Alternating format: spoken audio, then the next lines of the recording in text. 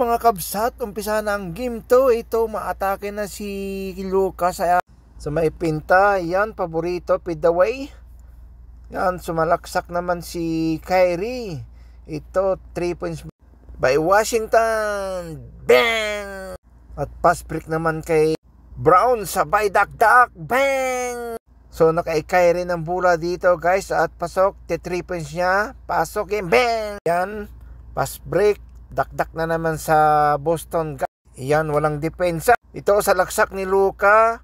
Sa pinta na naman, feed away. Shot, pasok, bang! Another Luka, yon 3 points, bang! Kyrie versus Porzingis, ayan, pasok! At dito, sasalaksak si Kyrie, guys. Ito, ayan na, yun, bang! Bawi si Horford, 3 points, shoot! Luka again, ito, feed away. Pasok na naman. Ang ganda ng assist dito ni Tatum kay Holiday. Ayun, dakdaks.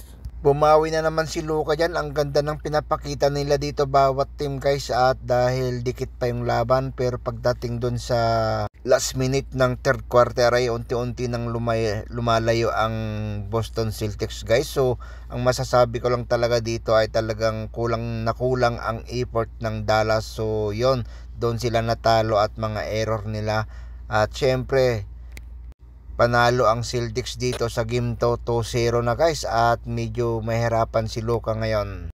Game 3, punta na sila sa Dallas, guys. Kaya may pag-asa. Kailangan manalo ng Mavs dyan. Game 3, kailangan pilitin nilang manalo doon, guys. Pag natalo sila dyan, sigurado mahirapan lalo yung Mavs dyan na makabalik pag natalo sila sa game 3. So kailangan nilang pilitin sa game 3 at abangan natin.